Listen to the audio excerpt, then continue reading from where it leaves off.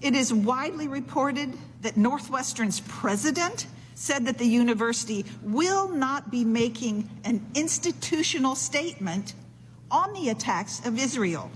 Ironically, Northwestern is a frequent commenter on global events such as the invasion of Ukraine and numerous Supreme Court cases.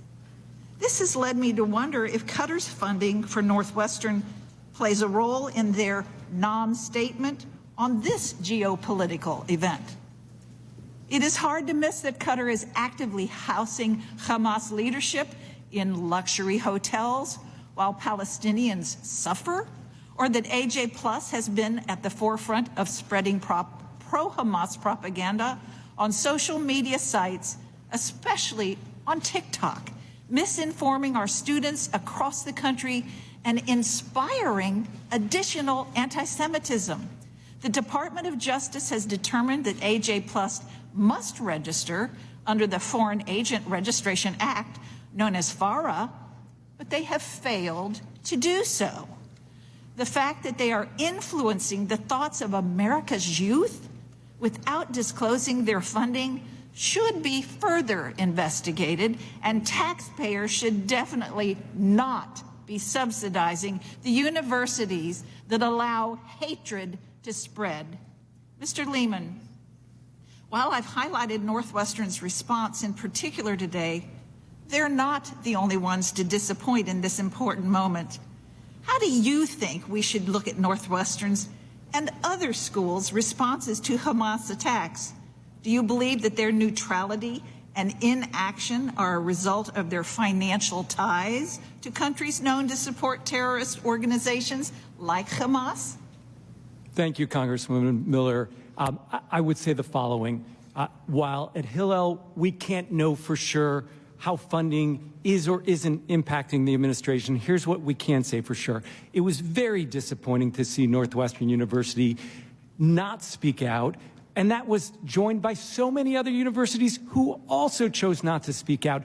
As President Ben Sass at University of Florida shared, this is not hard. So they missed that opportunity horribly. Beyond that, Northwestern actually is a textbook example of where Students for Justice in Palestine has continued to poison the campus climate for Jewish students, including just in recent weeks publishing fake newspapers demonizing Israel and again alienating Jewish students. Our Hill student leaders are working so hard, and our terrific executive director, Michael Simon, there, to actually promote understanding. We've heard from many members, we need to build bridges. These are students, Jewish students, who care deeply about Israel but care about the harms, directed at Palestinian civilians. They want to see justice, dignity, and safety for all, but they cannot find opportunities to build bridges when other groups, literally, and you all should understand this, there are student groups on campus who have anti-normalization policies. They won't even sit down and talk to Jewish students at Northwestern and other campuses. So whatever you all are able to do to, number one, influence the universities in your districts would be terrific. Come visit us at our Hillels. You can talk to students and you will actually be able to lift their spirits. And relative to the authority that you do have, as some members have said, please continue to support the nonprofit security grants. Please continue to drive accountability through Title VI or any other measures that you can. And please just continue to use your voices to speak out. We really appreciate it. And very briefly, Ms. Tishby, since you're a member of the media, what role should media personalities really play? And what is their real role? Are they supposed to report accurate information?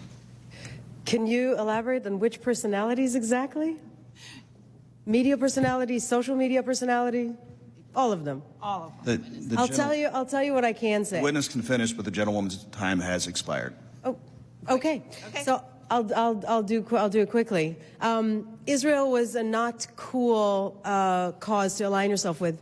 For many, many years, I was living and working in Hollywood, and as a producer, as an actress, as a writer, and I have tried to get people to vocally support Israel. And they would say, "Oh, I love Israel, but would you say it publicly? Would you tweet about it?" No. So what I encourage people to do, people that have any kind of profile, is to acknowledge the difference between good and evil. Supporting the existence, the safety and security of the State of Israel does not mean that you always agree with Israeli government's policies. That's fine. But Israel is the only country in the world that her existence is being questioned. That is something that we should not agree to hear anymore. But yeah, I would like to hear from more personalities out there publicly. Thank you. Ms. Sanchez is recognized for 5 minutes. Thank you, Mr. Chairman. I really appreciate the opportunity for this committee to acknowledge and confront the reality of rising anti-Semitism and hate, especially on college campuses. And I want to thank each of our witnesses for sharing their stories and their perspectives today, because it takes a lot of courage to speak up. In the wake of Hamas's vicious terrorist attack against Israel on October 7th, our communities are reporting a troubling uptick in reports of anti-Semitic harassment.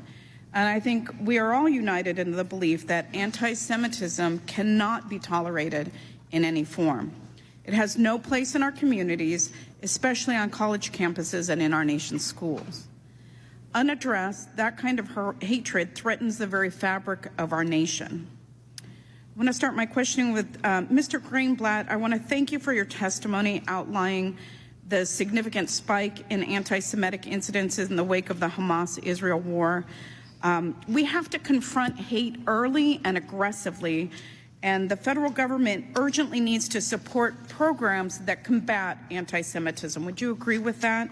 Absolutely agree, Ms. Congresswoman. And you provided many policy recommendations, which include investing in the Department of Education's Office for Civil Rights, which investigates complaints that students have been subjected to ethnic or ancestral slurs or to harassment based on their appearance, dress, or the way they speak in ways that are tied to ethnicity or ancestry. Is that correct? I mean, Title VI covers protecting students based on ethnicity or national origin. So you have to show a pattern of discrimination, and the university not creating, again, a space where the student is able to learn and live freely. But the question being, you recommend investing in the Department of Education's Office for Civil Rights.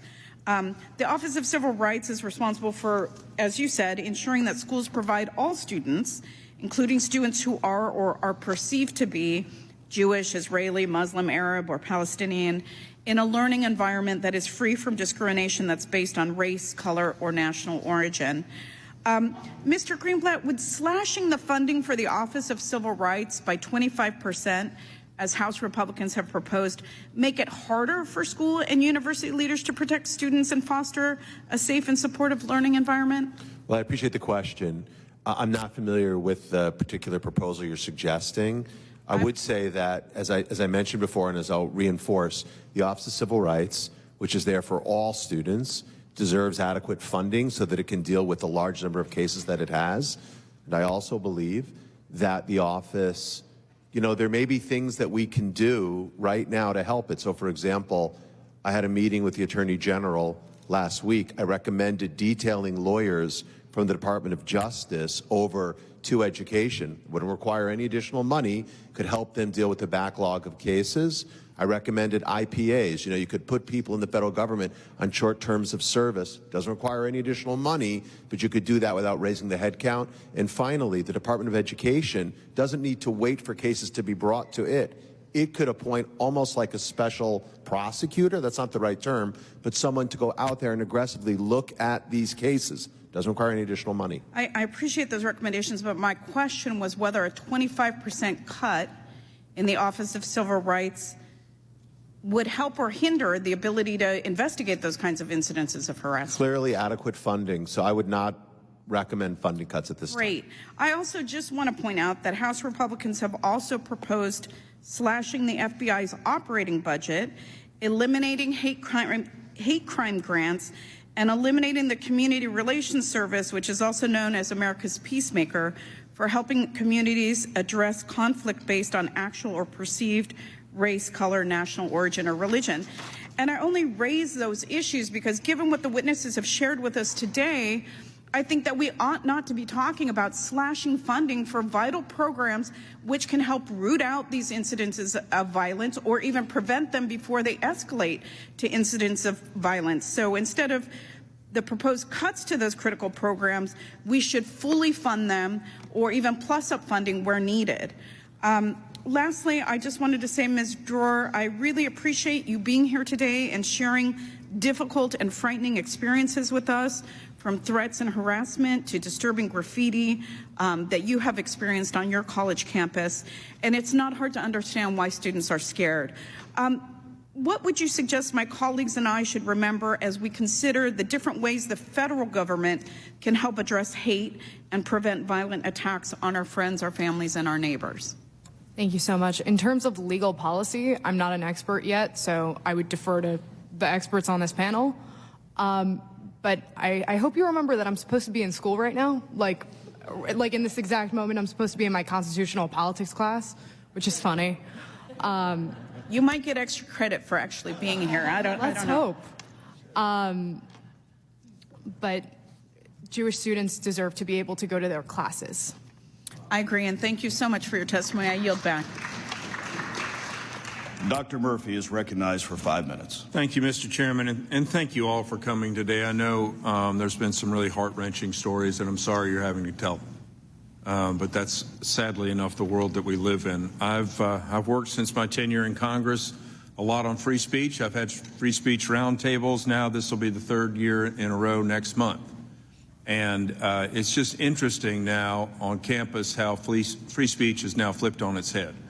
Because it used to be if it was diversity in all things except opinion, and that's what's popped the top off it now, because it is not diversity of opinion. And how the anti-Semitism has just exploded in the country is beyond me. It's beyond me. It was never an issue when I was in college, never. And the horrific, murderous, barbaric attacks that occurred, and any college professor should be removed from their position immediately. Any college president should be removed from his or her position immediately. Any student should be expelled immediately. These are no different than inciting neo-Nazi, white supremacy, or anything else. So we have on one side of the stream where we are attacking the white supremacy neo-Nazis, but all of a sudden there's deference, and they're calling that free speech. That's not free speech. That's inciting violence and death on college campuses today. There is a marked difference. Ms. Dror, you gave a very compelling introductory talk, and I appreciate that a little bit. Let me ask you this. In your experience, do you feel that colleges and universities now have a double standard in regards to free speech? I believe it's within my free speech rights to put up a mezuzah on my door. That mezuzah has recently been had to... I'm sorry, would you mind repeating that? There's a Jewish scroll that Jewish people put on their doorposts. Right. I have one on my home. It's within my free speech rights to put one of those on my door. Right. That's had to be removed for my safety. How can colleges say that endorsing terrorism is free speech when it directly hinders my ability to express my religious free speech? Yeah, I have a cross in my office, and you don't know how many times, at least in this institution, they've attacked the cross. That's the cross on which this nation was built. In God we trust. Christian, Judeo-Christian was a foundation on which this nation is built. You may not like it, but that's what happened. Ms. Tishby, wow. You've talked about this several times today. I really would love to understand. I've been to Israel twice. When you go into the term from the river to the sea, Palestine will be free. What does that mean when somebody's Jewish? What happens when they hear those words? Thank you so much, and I love that you have visual aids. First of all, They just magically... I love it. This is fabulous. Let's just acknowledge that the size of Israel is the size of the state of New Jersey. So there are 21 Arab countries in the region, one Jewish state, and for some reason Israel is the big bad wolf. You can barely find it. on the map. It's a tiny piece of land.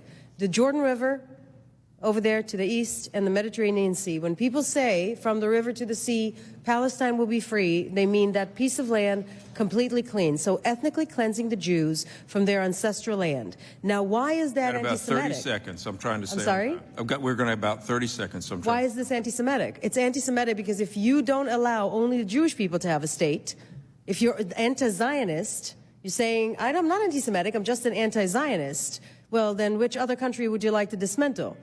Usually the answer to that is none, just Israel. Right. So people that are obsessing over Israel are anti-Semitic, and that means cleansing that particular piece of land, which is the Jewish people's ancestral land. It would be very similar, but not nearly as commentary as to say get everything from the Atlantic to Pacific, south of Canada, north of Mexico. Yeah, America will be free. Well, thank you. Mm-hmm. I will say this, when we talk about funding, I don't mean this to be partisan, but my Democratic colleagues love to just say more and more and more funding. How about we cut the funding of these colleges and universities and divert the funding that they already have, I've been on a college board to see an explosion every year, program after program after program. How about we cut and reuse the money? Because otherwise it becomes a nuclear arms race. Who can scream for more money year after year? So go to these college professors, board of trustees, and to all these folks and say, you're losing your money, which I think the vast majority should anyway, if you don't move your funds from one thing to another. Actually put your money where your mouth is when you talk about true diversity and inclusivity. Thank you, Mr. Chairman. I'll yield back. Mr. Kustoff is now recognized for 5 minutes. Thank you, Mr. Chairman. Thank you for the witnesses, all of you for appearing today. We've all learned a lot. If I could, Dr. Chasner, with you, if I could get you for a moment to put on your former Department of Treasury hat. Yesterday, my colleague and I, Congressman Brad Schneider at the other end, introduced a bipartisan piece of legislation, bill numbers H.R. 6408.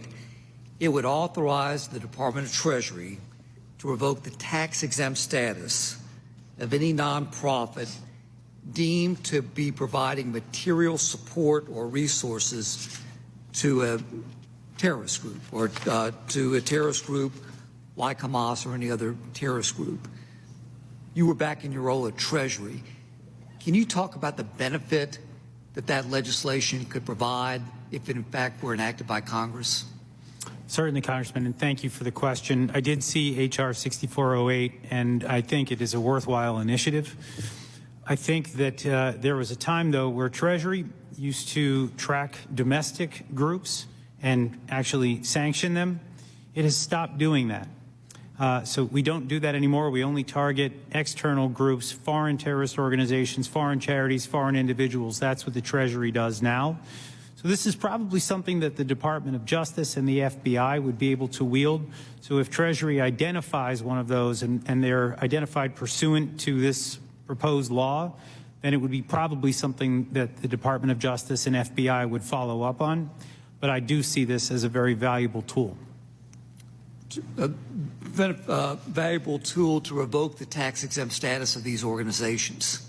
Correct, as a first step. And then I would say after that, you'd want to have a deeper investigation to find out whether there is criminal activity, because that is certainly what is implied in the language of your proposal. You talked about American Muslims for Palestine.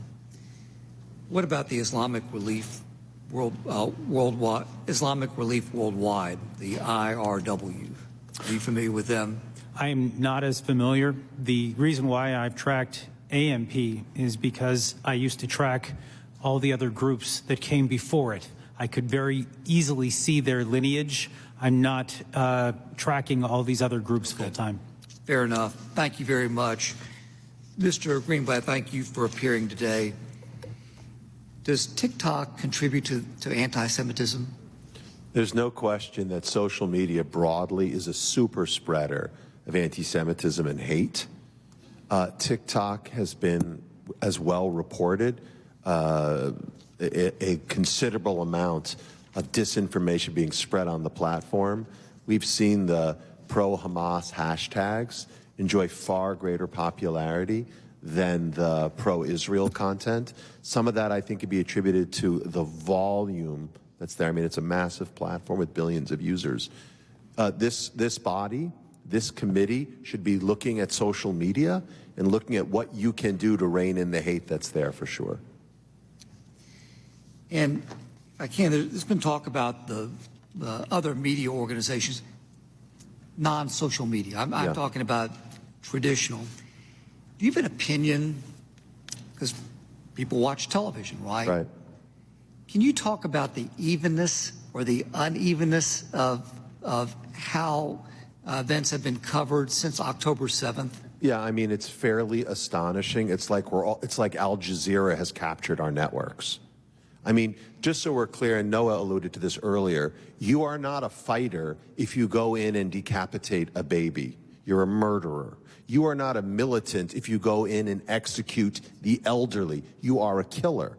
And you know, I've had conversations with the leadership of the AP, the New York Times, the Washington Post, let alone the networks, and it is beyond my understanding and comprehension how these organizations can be confused about the moral standing of these murderers.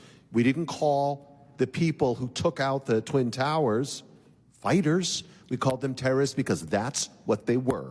And we didn't call the people who butchered babies in Syria fighters because they were terrorists, and that's what they were. And I don't understand why there is any moral confusion about this here and now. Mr. Greenblatt. Ms. Tishby, very quickly as my time is expiring, you prophetically maybe wrote a column in Variety several weeks before October 7th. I want to read you a quote. Now, I ask you a question.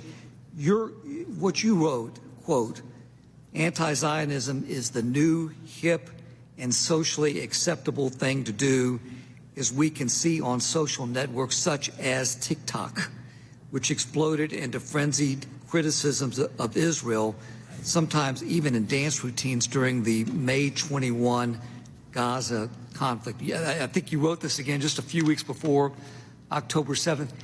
Can you compare that quote a few weeks before October 7th and now?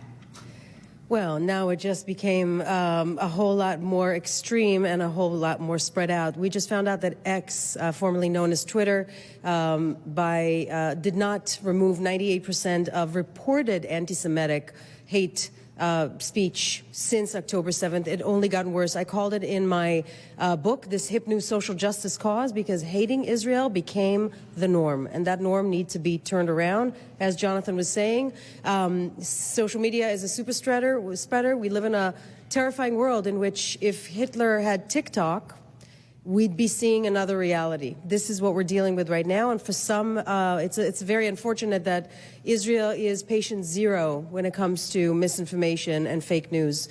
Just like it was in the days of the protocols of the Elders of Zion, we're seeing this manifest and change, and this is where we're at today. Anti-Semitism is a shape-shifting conspiracy theory, and it had shifted into what we're seeing today, which is anti-Israel and anti-Zionism. The gentleman's time has expired.